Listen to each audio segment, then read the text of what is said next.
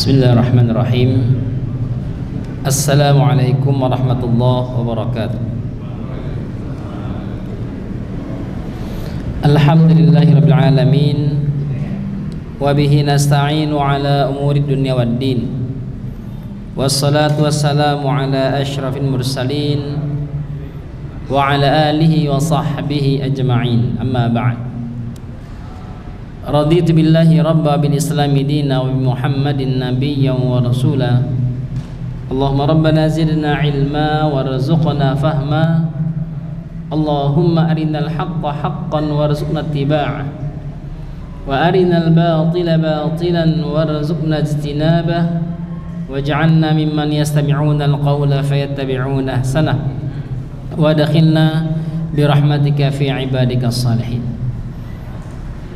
Bapak Ibu, rekan-rekan jemaah salat maghrib Masjid Al-Aman dirahmati Allah, mari tak bosan-bosannya kita terus mengucapkan, mengekspresikan rasa syukur kita kepada Allah Subhanahu wa taala. Allati bi ni'matihi tatimmus shalihat, yang dengan segala limpahan karunia rahmat Allah ini Allah mengizinkan kita untuk menyempurnakan amal ketaatan kita kepada Allah Subhanahu wa taala. Semoga apa yang kita kerjakan pada hari ini dan kesempatan lainnya diterima oleh Allah Subhanahu wa taala.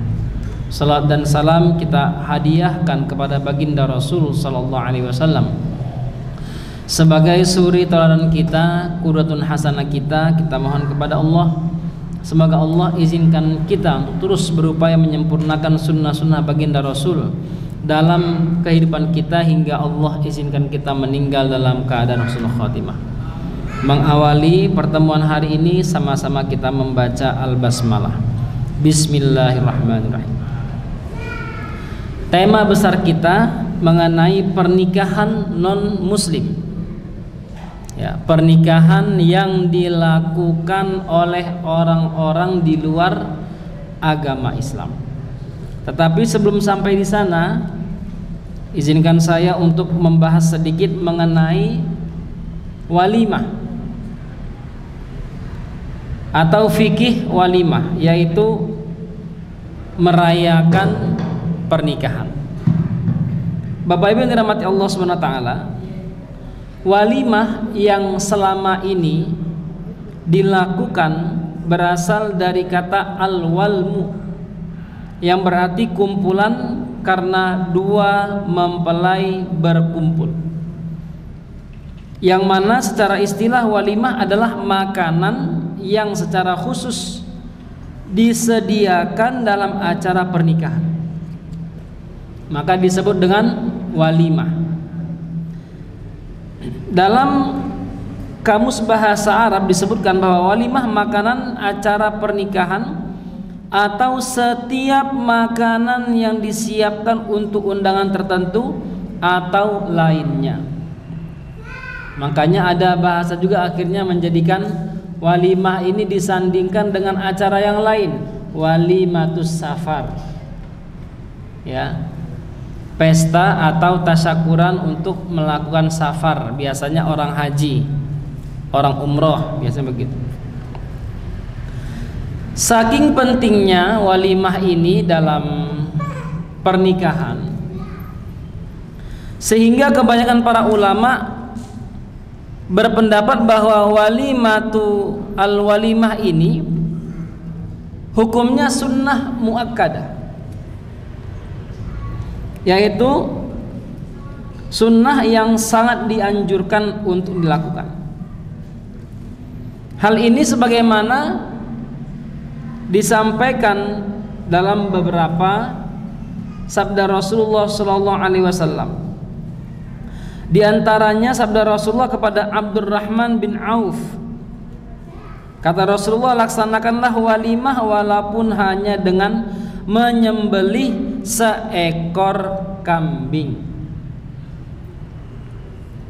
Anas radhiyallahu menuturkan, tidak ada walimah yang dilakukan oleh Rasulullah sallallahu alaihi wasallam saat menikahi istri-istrinya yang menyerupai walimah saat beliau menikahi Zainab.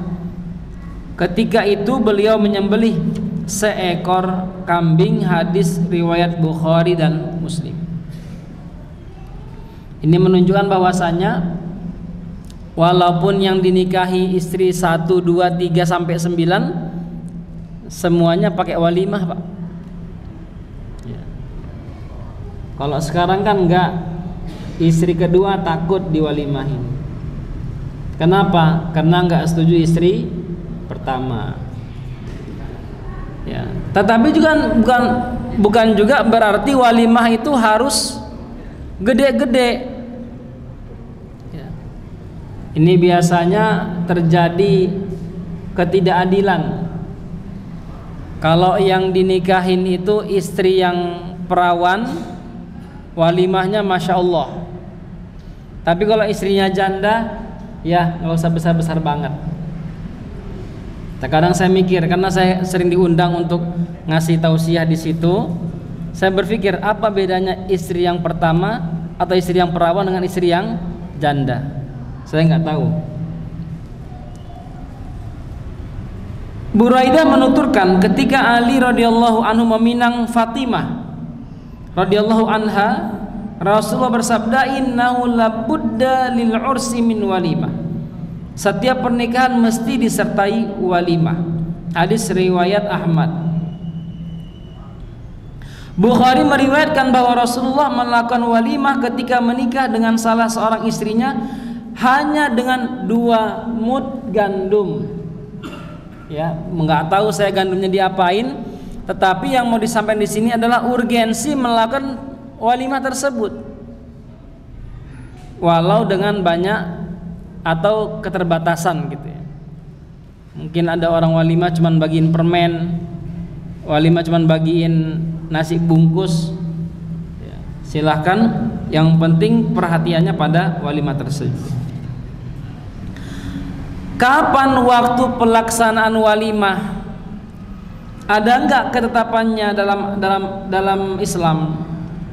Walimah dilaksanakan bersamaan dengan akad atau setelahnya. Boleh berdampingan akad langsung walimah atau akad dulu lalu walimah. Jangan dibalik. Walimah dulu baru akad. Jangan.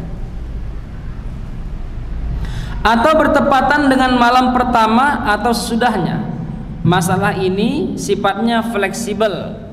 Ya, ada orang yang walimah mungkin seminggu setelah pernikahan. Kalau dulu pas saya menikah, orang tua saya bilang begini, kamu walimahnya di Pacitan dulu. Nanti kalau ke Medan setelah selesai doktornya, baru kita walimahin di. Saya bilang ini, kalau udah selesai doktor itu anaknya udah lebih dari 6, saya bilang gitu, nggak apa-apa. Ya, tetap di walimahin. Lalu menghadiri undangan walimah, apa hukumnya? Menghadiri undangan walimah tersebut. Hukum menghadiri walimah pernikahan adalah wajib bagi setiap orang yang diundang. Karena untuk menunjukkan perhatian atas pentingnya acara tersebut, menyatakan turut berbahagia dan menyenangkan hati pihak yang mengundang. Ibnu Umar menyatakan bahwa Rasulullah bersabda, "Idza du'iya ahadukum ilal walimah falyatiha." Jika di antara kalian diundang untuk mendatangi walimah, maka hendaklah kalian datang. Hadis riwayat Bukhari dan Muslim.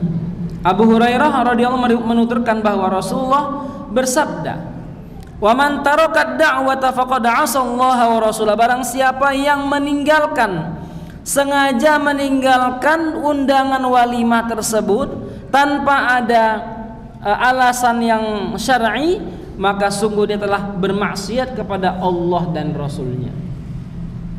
Jadi penting sekali hal tersebut. Dalam hadis yang lain juga dari Abu Hurairah radhiyallahu anhu menyatakan bahwa Rasul bersabda, lau du'itu ila qura'in la ajabtu wa la uhdiya ilayya qura'un la qabiltu. Seandainya aku diundang ke jamuan qura di sini adalah bagian bawah mata kaki kambing. Maksudnya jamuannya hanya itu. Ya. Jamuannya hanya itu. Ini istilah Pak, bahwasanya kaki kambing di Arab itu jarang dimanfaatkan Pak. Kalau di Indonesia laris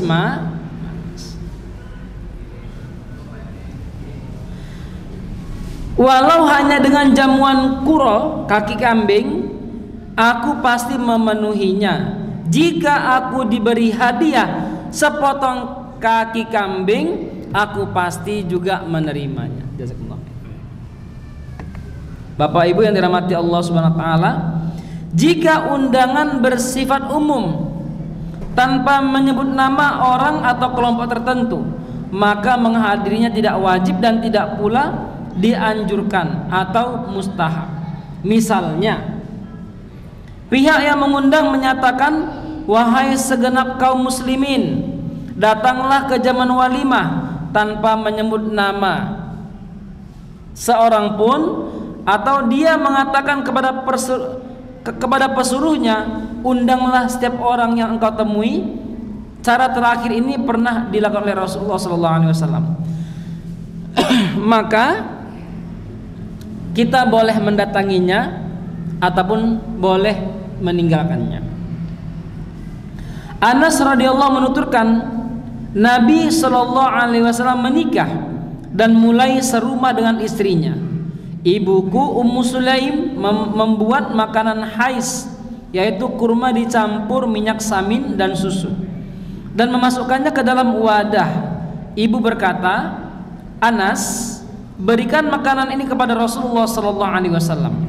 Aku segera pergi dan setibanya di hadapan Rasulullah, beliau berkata, letakkanlah. Beliau melanjutkan, undanglah fulan dan siapa saja yang kau temui di jalan. Aku pun mengundang orang-orang yang disebut beliau dan orang yang kutemui di jalan. Nah, kalau seandainya sudah disebut namanya, maka harus datang. Apakah semua undangan wajib dihadiri?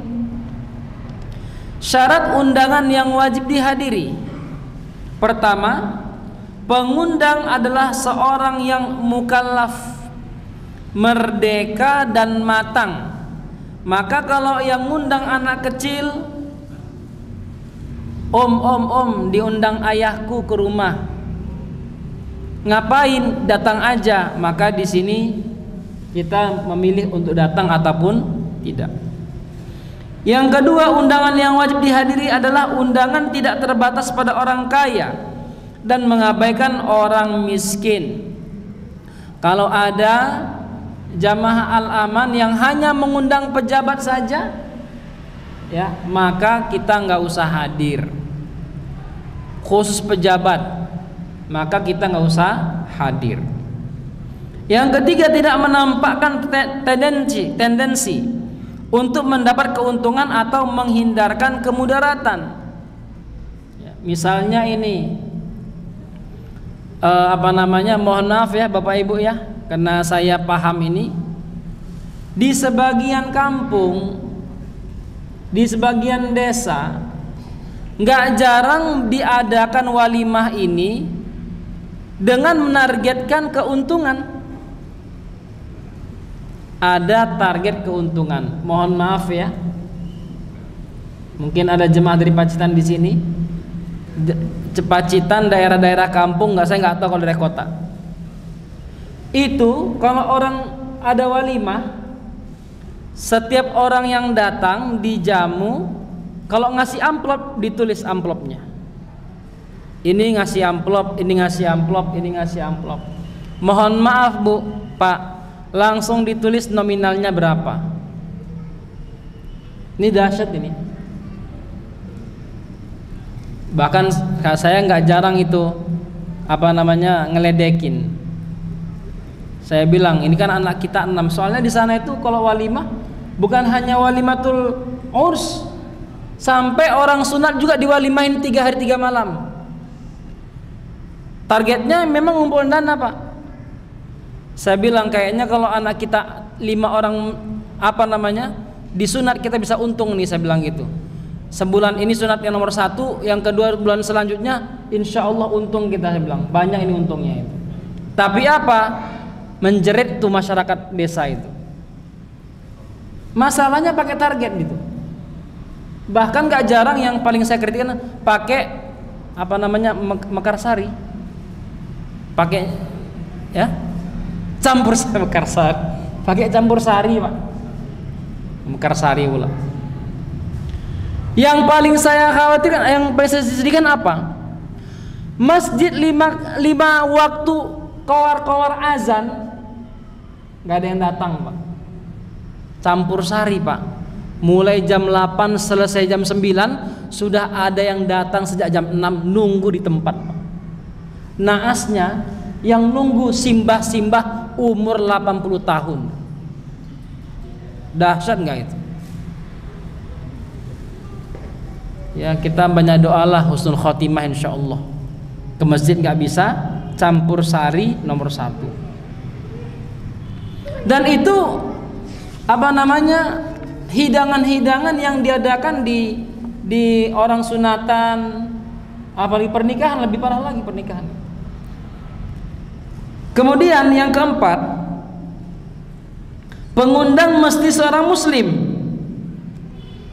Ini menurut pendapat yang lebih benar. Maka kalau yang mengundang bukan orang Islam, terima undangannya, jangan sampai berjanji. Ya, terima undangannya. Semoga bisa datang, Pak, Bu. Yang kelima, kehadiran hanya pada hari pertama. Ini menurut pendapat yang paling populer. Ya, kecuali memang ada uzur.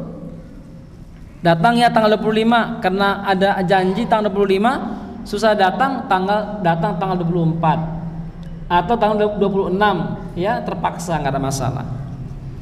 Yang keenam, tidak ada undangan lain yang mendahuluinya. Jika ada, maka yang wajib dihadir adalah undangan pertama, sementara undangan kedua tidak jika waktunya bersamaan. Apalagi undangan kita sekarang itu kan sangat simpel. Ya, undangan walimah dari jam 10 sampai jam 12 selesai itu, Pak, nggak ada lagi apa-apa, Pak. Yang ketujuh, acara yang dihadiri tidak mengandung unsur yang menyakiti seperti kemungkaran dan lainnya. Yang kedelapan, tidak ada uzur yang menghalangi kehadiran. Al-Baghawi menyatakan, orang yang punya uzur atau berhalangan atau jaraknya terlalu jauh sehingga menyulitkan, maka tidak masalah jika tidak memenuhi undangan tersebut. Tapi sekarang anak-anak muda semangat sekali. Ya, anak-anak mahasiswa kalau disuruh undangan itu, jangankan dari sini ke Wonosari, Pak, dari sini ke Madura datang itu mereka itu, motoran. Ya, saking semangatnya. Kemudian Bapak Ibu yang dirahmati Allah, makruh hanya mengundang orang kaya dan mengabaikan orang miskin.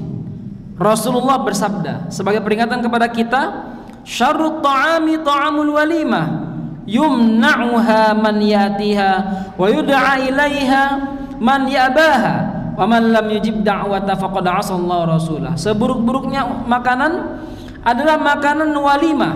Orang yang miskin yang sepantasnya datang ditolak, sementara orang kaya yang tidak memerlukannya justru diundang. Siapa yang tidak menghadiri undangan berarti dia telah bermaksiat kepada Allah dan Rasulnya. Bukhari meriwayatkan bahwa Abu Hurairah menyatakan, seburuk-buruknya hidangan adalah hidangan walimah. Orang-orang kaya diundang kepadanya, sedangkan orang-orang miskin diabaikannya. Ya tadi itu, kalau orang kaya datang ya pasti ada amplopnya gede-gede. Ternyata salah perkiraan, orang yang kaya diundang juga kena banyak utangnya, susah dia ngasih uang. Orang miskin plong-plong aja banyak ngasih amplop kepada orang tersebut. Bapak Ibu yang dirahmati Allah SWT, itu yang berkaitan dengan walimah. Sebelum kita masuk pada materi ini, Bapak Ibu, mungkin ada yang mau ditanyakan tentang walimah, dipersilakan. Satu pertanyaan silakan. Baik, kalau tidak ada, kita lihat pernikahan non muslim. Pernikahan non muslim yang saya maksud adalah pernikahan yang terjadi di masa dua orang ini belum beragama Islam. ya, belum beragama Islam. Dan kita nanti akan mendapatkan banyak contoh sejarah di mana pernikahan sahabat yang di Mekah, ya, lalu mereka masuk Islam. Ini menjadi dalil kita untuk mengkiaskan hukum tersebut dengan yang terjadi sekarang ini.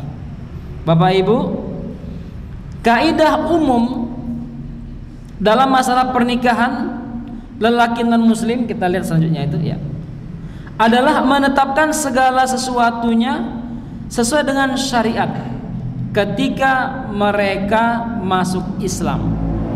Laki-laki, perempuan yang di luar agama Islam, lalu mereka masuk agama Islam, maka semuanya harus dikembalikan kepada aturan Islam. Rasulullah tidak menyentuh pernikahan orang-orang kafir. Kenapa? Karena udah jelas, ya, orang kafir sudah jelas pernikahannya tidak sah, tidak dibolehkan.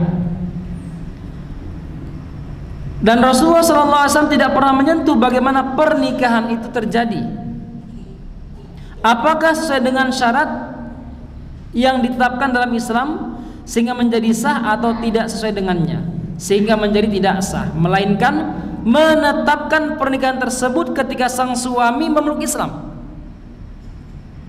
Jika dia termasuk yang boleh melanjutkan pernikahan atau ikatan pernikahan dengan istrinya, maka pernikahannya dibenarkan meskipun akadnya dilangsungkan di masa jahiliyah dan tidak sesuai dengan syarat yang berlaku dalam Islam. Kemarin kita pernah berbicara tentang masa lima macam pernikahan jahiliyah. Ya, diantaranya nikah normal seperti yang kita lakukan sekarang ini, Bapak Ibu. Ya, bedanya mereka tidak mengucapkan asyhadu an la ilaha illallah wa asyhadu anna muhammadar rasulullah. Ya, cuman ayahnya bilang begini, saya nikahkan anak saya kepadamu, selesai. Nah, itu sudah bagian daripada syarat Islam. Nah, kalau terjadi seperti itu, maka pernikahannya dilanjutkan, dibenarkan. Tinggal lagi nanti mereka akan diakadkan kembali. Tapi jika tidak termasuk yang tidak boleh melanjutkan hubungan tersebut, maka pernikahannya dibatalkan. Misalnya, ketika masuk Islam ternyata istrinya adalah mahramnya. Ya, kita kan dulu masa jahiliyah ini kan banyak sekali keturunan-keturunan yang sembarangan, Pak. Mohon maaf ya, karena terjadi pemerkosaan, perzinahan, atau dia menikah sama perempuan, lalu perempuan ini dia talak, pergi jauh, berlalu berapa tahun, ketemu sama perempuan, dia nggak tahu itu anaknya. Atau ada laki-laki punya ibu susu, dia waktu pas dia nyusuin dia nggak tahu bahwa ibunya sedang hamil, ternyata melahirkan anak perempuan. Lama berlalu, ketemu sama anak perempuan ini, cocok, menikah mereka. Lalu ketahuan bahwa itu mahramnya. Itu maksudnya. Ternyata istrinya adalah mahramnya sendiri, atau dua saudara kandung, atau lebih dari dua sekalipun. Inilah dasar yang ditetapkan sesuai aturan Rasulullah SAW, sehingga dasar aturan lain yang menyalahinya harus diabaikan. Kita lihat selanjutnya.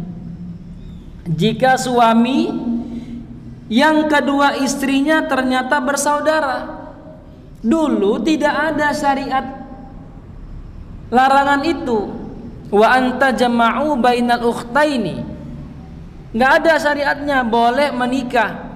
Makanya nggak jarang ketika seorang ayah tertarik sama laki-laki, udah ini kedua anak saya kamu nikahin. Di masa jahiliyah, di masa mereka belum masuk Islam. Bagaimana hukumnya? suami yang ketika masuk Islam ternyata kedua istrinya adalah adik kakak, maka diberi pilihan untuk mempertahankan salah satunya dan menceraikan yang lain. Dhahak bin Fairuz mengisahkan dari ayahnya, ketika aku masuk Islam, kedua istriku adalah dua bersaudara, maka Nabi SAW menyuruhku menceraikan salah satunya. Hadis riwayat Ahmad, Ashabus Sunan, Asy-Syafi'i, Daruqutni dan Baihaqi. Tidak boleh dalam Islam menggabungkan dua bersaudara dalam satu tempat tidur, dalam satu rumah, walaupun dia melakukannya tidak bersamaan. Apalagi bersamaan, haram hukumnya. Selanjutnya yang kita lihat, suami yang ketika masuk Islam memiliki lebih dari 4 istri. Sebagaimana kita ketahui bahwa ada beberapa orang dahulu itu bukan hanya 9 istrinya, 20 juga ada. Dan kita pernah mendengar riwayat yang menyatakan Nabi Sulaiman alaihissalam punya istri 100.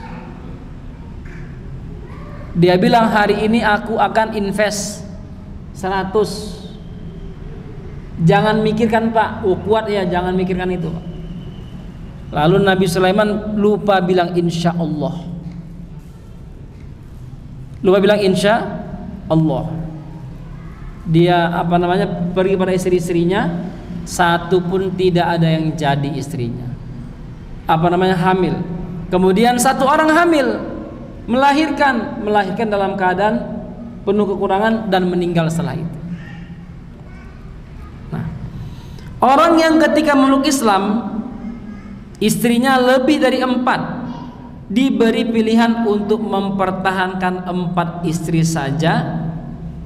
Ibnu Umar radhiyallahu anhu menuturkan ketika meluk Islam, Ghailan Ats-Tsaqafi punya 10 istri yang semuanya dia nikahi di masa jahiliyah.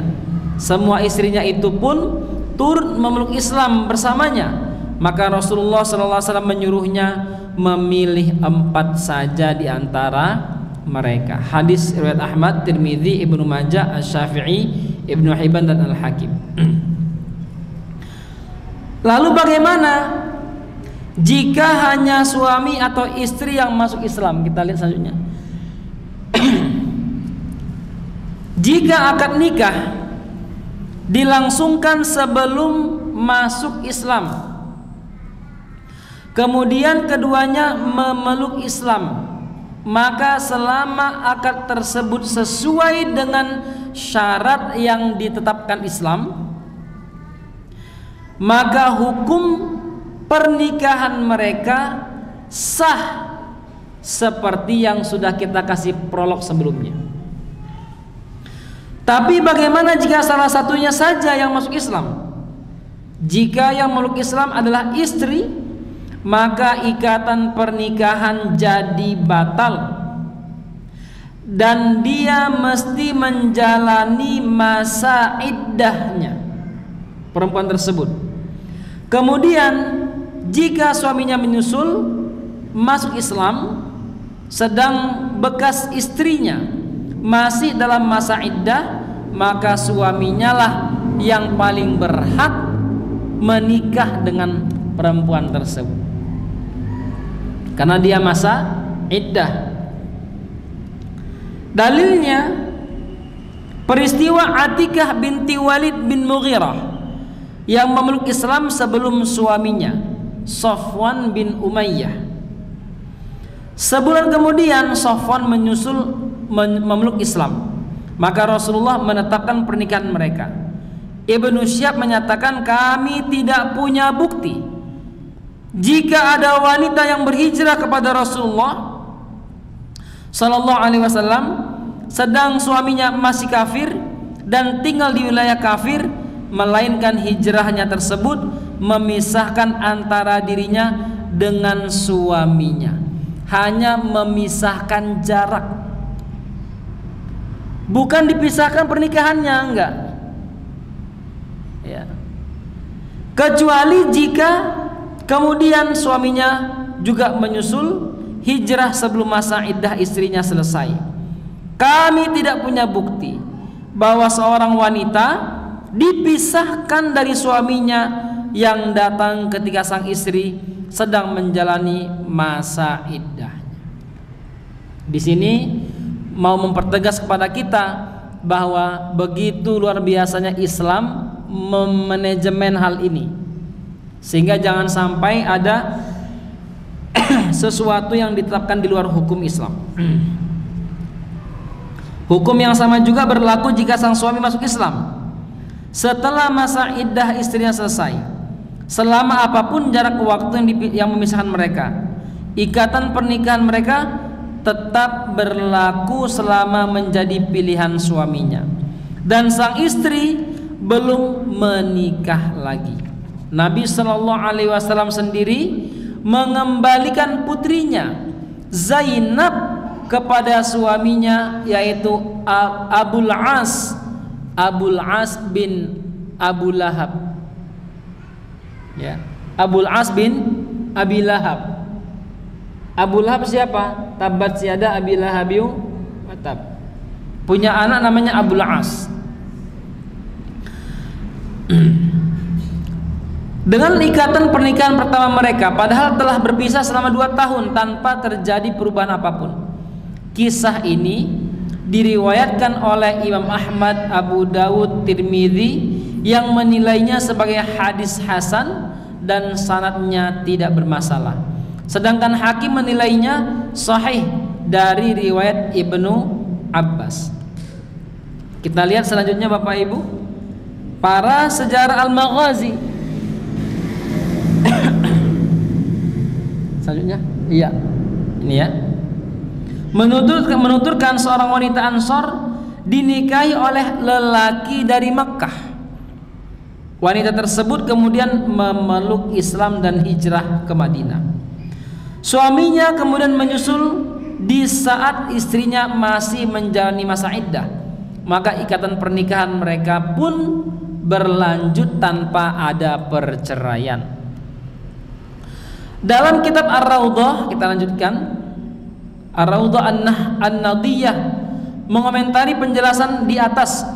Kata beliau, keislaman seorang wanita yang suaminya masih kafir tidak berfungsi sebagai talak.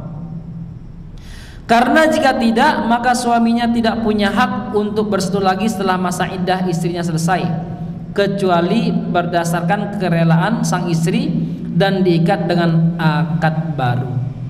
Artinya kalau terjadi perceraian, sudah sah cerai, maka harus akad baru.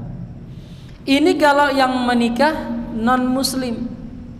Kalau orang Islam yang menikah dengan non muslim, kalau perempuannya Islam, laki-lakinya non muslim, maka tidak sah pernikahannya.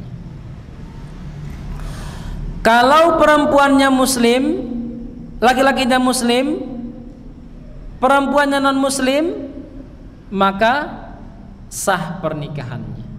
Dengan catatan perempuan tersebut bagian dari ahlul kitab, ya, yang masih mengamalkan berpegang teguh dengan kitab Taurat, Zabur atau Injil. Kalau terjadi pernikahan laki-laki perempuan muslim lalu suaminya murtad, maka langsung jatuh talak. Ya, langsung jatuh talak. Pernikahannya fasakh, pernikahannya rusak. Kenapa? Ketika salah satunya murtad, maka langsung fasakh pernikahannya. Bapak Ibu yang dirahmati Allah SWT, itu dulu materi yang dapat saya sampaikan pada kesempatan hari ini. Mungkin ada beberapa hal yang bisa kita diskusikan, dipersilakan.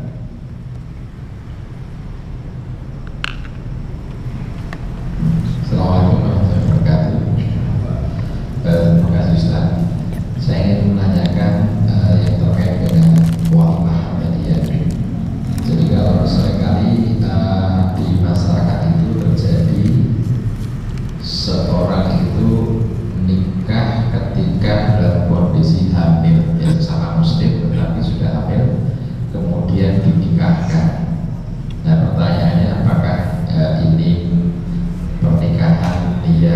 sah ya, atau harus diulang setelah masa iddahnya. Nah, kemudian yang kedua, bagaimana ketika kita diundang, kalau itu mungkin tidak sah, bagaimana ketika kita diundang dan kita tahu bahwa posisinya dalam kondisi hamil. Demikian, terima kasih. Ya.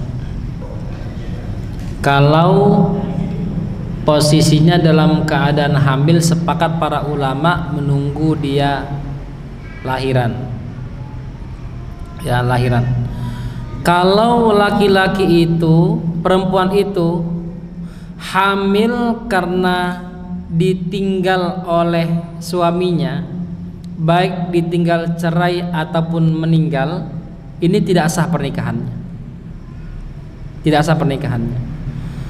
Nah, tetapi kalau posisi perempuan yang hamil ini kena diperkosa oleh laki-laki tersebut atau berzina, maka di sini para ulama berbeda pendapat. Yang pertama, ada yang mengatakan sama hukumnya dengan yang pertama, tidak sah. Yang kedua mengatakan selama akadnya jelas maka tetap sah. Syarat hukumnya dilakukan tetap sah. Gitu ya. Tetapi tidak membuat status anak itu berubah menjadi anak si laki-laki. Anak itu tetap bukan anak si laki-laki. Dia akan disandingkan kepada ibunya. Ya, bukan kepada si laki-laki. Kalau dia perempuan, maka tidak ada hak laki-laki menikahkan anak tersebut. Oke? Kalau dia laki-laki, tetap nanti dia ke binti ibunya, bukan ke bin, tapi binti. Nah, kemudian apa hukumnya kita menghadiri pernikahan tersebut? Kembali pada catatan tadi, tetap kita wajib hadir pada pernikahan tersebut. Ya, urusan dosa tersebut jangan sampai kita ikut-ikutan. Ikut-ikutan tidak hadir jadi berdosa. Jangan sampai gara-gara si perbuatan anak orang tua sakit hati sama kita. Jangan juga. Jangan gara-gara kita tidak hadir membuat pandangan mereka lain kepada kita. Jangan-jangan karena pernikahan seperti ini saudara saya nggak setuju dengan saya nih, dan begitu juga. Nah, artinya kita tetap hadir selama tidak ada uzur syar'i yang menghalangi kita upayakan hadir. Semoga sadar akan kehadiran kita, insyaallah. Yang lain silakan Bapak Ibu. Boleh sana dulu. Sini. Iya. Assalamualaikum Ustaz. Waalaikumsalam. Ustaz, mau tanya, kan tadi dikatakan tidak boleh menggabungkan saudari dalam satu ranjang. Nah, kalau saya pernah lihat kasus di mana ini kasusnya non muslim, di mana dua saudara memang kembar siam itu, kembar identik itu antara cowok dan cewek dan cewek itu menikah. Nah, itu di mana? Apakah hukumnya diperbolehkan atau tidak? Jadi antara kembar siam kembar identik yang cowok kembar dan yang cewek juga kembar. Iya. Oke. Tetap nggak boleh. Dia kalau walimah boleh digabung. Tapi anta jama'ul bainal ukhtaini ini adalah laki-laki menikahi dua kakak beradik, itu nggak boleh. Mau dia kembar mau tidak kembar, tidak boleh hukumnya. Sehingga kalau si laki-laki kembar, selama bukan satu laki-laki nggak ada masalah. Gitu ya. Selama bukan satu laki-laki tidak ada masalah. Kalau dua ambil satu-satu boleh, nggak ada masalah. Itu normal-normal saja. Gitu ya. Yang lain silakan. Sini. Ya. Oh, situ. Ya, silakan. Terima kasih. Assalamualaikum warahmatullahi wabarakatuh. Waalaikumsalam. Dikatakan Ustaz bahwa menikahnya seorang laki-laki muslim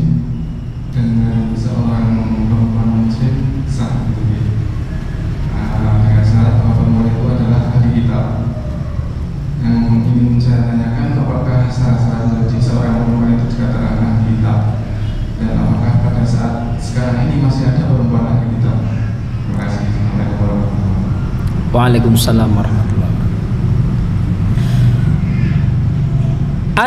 Ada ahli kitab, ada mereka yang masih berpegang teguh dengan kitabnya yang sebenarnya itu, mereka dikatakan ahlul kitab. Sebagian orang Yahudi itu masih berpegang teguh dengan kitabnya, mereka boleh dinikahi. Nabi SAW menikah dengan Maria Al-Qibtiyah. Maria Al-Qibtiyah,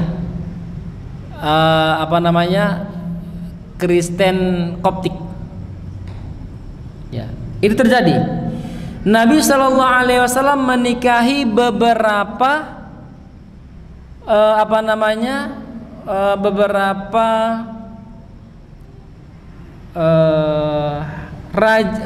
istri raja yang kalah perang.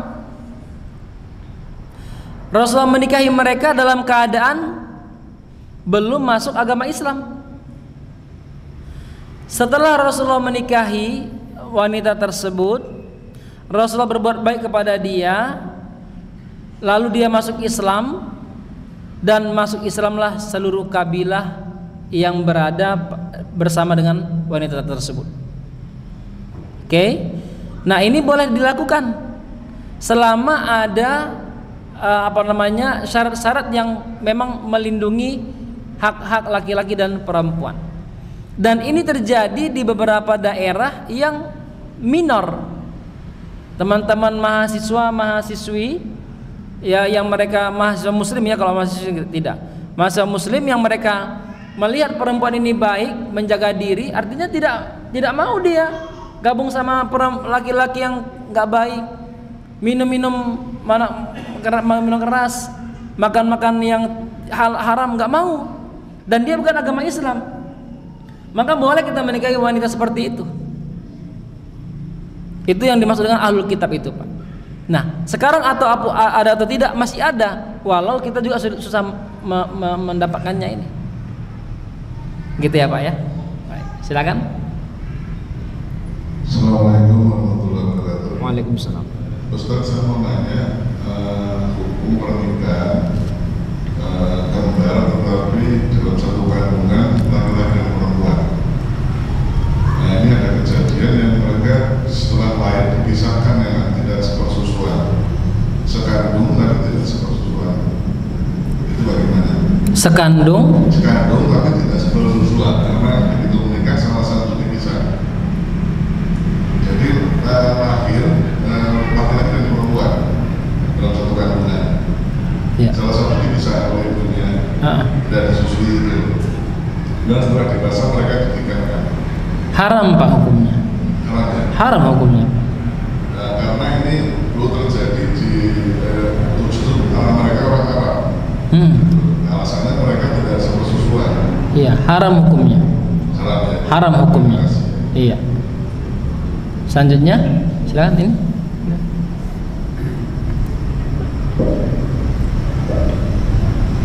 Assalamualaikum warahmatullahi wabarakatuh. Waalaikumsalam. Ustaz, ini permasalahannya kalau dia dilaporkan dari fisik atau hamil di luar nikah ini kan parah sekali. Karena orang berzina sekarang ini itu nggak ada konsekuensi, nggak ada hukumannya sama sekali. Jadi orang-orang mahasiswa-mahasiswi banyak sekali mereka berzina, sampai hamil atau tidak hamil. Kalau hamil dinikahkan, padahal ada pendapat ulama orang nggak boleh dinikahkan, tapi di Indonesia dinikahkan. Akibatnya apa sekarang? Ya. Banyak orang yang hamil di luar nikah. Betul. Iya. Nah, ini kalau pendapat saya, sebaiknya orang yang hamil di luar nikah kok sampai dinikahkan, itu kalau orang nggak mau hadir itu lebih bagus, biar pelajaran mereka atau diberi hukuman mereka apa? Iya. Itu aja. Assalamualaikum warahmatullahi wabarakatuh. Waalaikumsalam warahmatullahi wabarakatuh. Kita jawab setelah azan dulu ya, Pak ya. Silakan.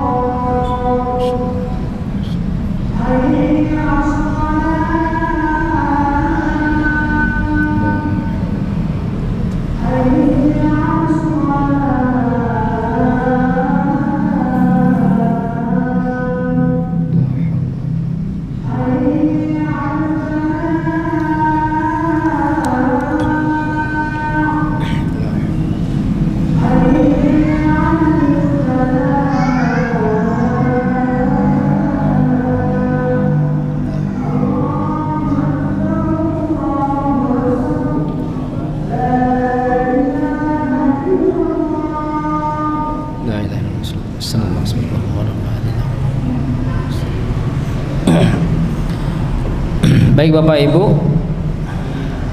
jadi mereka yang menikah setelah berzina, dinikahkan, ini memang efeknya banyak sekali Pak. Saya sempat menyampaikan ini juga dalam salah satu kuliah di UPN. Efek daripada perilaku ini akan menimbulkan perasaan lega dan tidak masalah. Toh ya nanti dinikahkan juga. Mohon maaf ini, di tengah-tengah kita, sekitar kita banyak orang-orang yang pemikirannya nggak beda dari iblis atau setan, ya, dan perbuatannya nggak jauh beda juga. Apa yang dipikirkan? Saya cari perempuan yang paling cantik, tak perkosa, toh nanti dinikahkan. Ini bahaya ini. Apalagi hari ini gara-gara medsos yang tidak kita bisa bendung itu, yang namanya perzinahan itu sudah macam seperti makan kacang Bapak Ibu. Ya, sudah seperti makan kacang aja itu, udah nggak ada masalah. Mohon maaf ini, jangankan yang tidak berjilbab, yang berjilbab saja mereka dibonceng laki-laki kemana pun mau dia. Naasnya orang tuanya monggo, Pak mau bawa anak bapaknya monggo, ya, harga perempuannya seharga bakso, ya, dibawa makan bakso selesai. Bapak Ibu yang dirahmati Allah Subhanahu Wa Taala. Nah, yang dikhawatirkan ini memang betul. Dikhawatirkan ketika kita menikahkan anak tersebut, mereka mengatakan, oh ternyata gak ada masalah, ya, gak ada masalah, biasa-biasa saja. Bisa jadi ada efek tersebut. Yang kedua, ketika mereka tidak dipahamkan bahwa mereka ini sudah melakukan dosa besar yang membuat manusia, dunia dan seisinya ini melaknat mereka, sehingga membuat mereka taubat dengan taubatan nasuha. Kalau itu tidak dilakukan, maka dikhawatirkan rasa lega ini tidak akan membuat mereka jerah dan bertaubat. Bapak Ibu yang dirahmati Allah Subhanahu Wa Taala, Imam Syafi'i pernah mengatakan begini, takutlah kepada Allah akan lahirnya penzina dari rahim penzina. Ya, mohon maaf, kemarin mungkin panjenengan pernah kenal dengan Abah Fani, salah seorang takmir masjid Jogogarian yang meninggal pas Covid. Kami berdua pernah ngomong, ketika itu saya diminta mengisi tentang pendidikan anak 10 hari terakhir Ramadan. Nah, pas saya selesai, beliau cegat saya, Syekh, kan?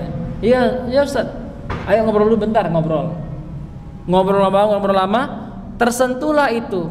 Apa kata beliau? Kami di Jogogarian ini memantau 25 tahun, kami pantau orang-orang yang menikahkan anak-anaknya dalam keadaan belum bertaubat dari zina tersebut. Apa yang terjadi setelah anaknya 15 tahun, 17 tahun mencontoh perbuatan orang tuanya, ya. Lalu beliau bilang, saya teringat ngomongnya Imam Syafi'i, penzina melahirkan penzina juga. Hati-hati Bapak Ibu. Mau kita punya keturunan penzina? Ya. Ngeri.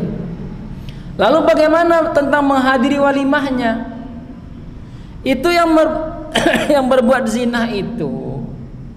Yang berbuat zina itu anaknya, bukan ayahnya. Bukan ayahnya, bukan ibunya. Ibunya mungkin sudah berupaya keras supaya mendidik anaknya dengan baik. Tetapi tidak seperti itu. Ingin ibunya, ingin ayahnya. Yang ngundang kita ayah dan ibunya. Jangan sampai hati dia hancur gara-gara anak dia, kita hancur lagi gara-gara kita. Jangan sampai. Mohon maaf ini Bapak Ibu, tahun 2012 saya punya teman salah satu pamong praja di Yogyakarta, polisi pamong praja di Yogyakarta. Setiap kali kami duduk, beliau selalu beri laporan, Ustadz, kemarin kami sidak Ustadz, razia di mana? Razia di warnet. Ya. Bapak Ibu yang punya warnet, ya hati-hati Pak. Jadi dosa jariah Pak warnetnya Pak. Ini sidak dilakukan dari jam 8 sampai jam 11. Udah berapa banyak terjaring anak SMP, anak SMA, anak SMA, anak kuliah digerebek Pak. Digerebek pintunya. Terkejut pakai celana Pak. Kebayang nggak Pak itu Pak? Ngapain itu? Nggak usah dibayangkan Pak. Baru saya bilang gini, salah satu ustadz yang membuat saya terkejut, mohon maaf Pak ya, ini perempuannya Pak, sekolah di sekolah Islam Pak. Wah ini udah edan sekali masa kita ini Pak. Pas di razia kedapatan perempuannya SMA, laki-lakinya kelas 3 SMP Pak. Nggak ngaku. Dipanggil ibu polwan, Bu, visum, baru ngaku dia. Di mana rumahmu? Di sini. Yang paling membuat saya menangis apa Pak? Tercabik-cabik hati saya. Mana ayah, mana ibumu?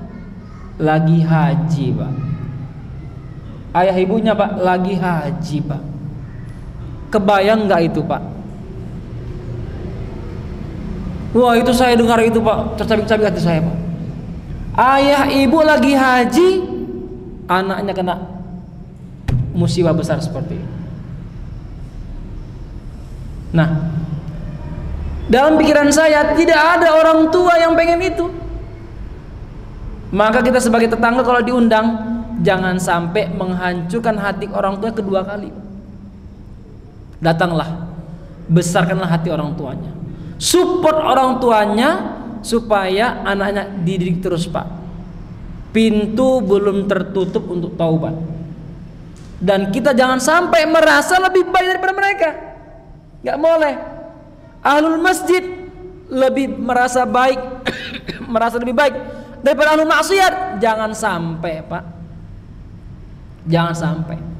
Ingat, ahlul maksiat yang bertaubat lebih baik di sisi Allah daripada ahlul ibadah yang takabur dengan ibadahnya.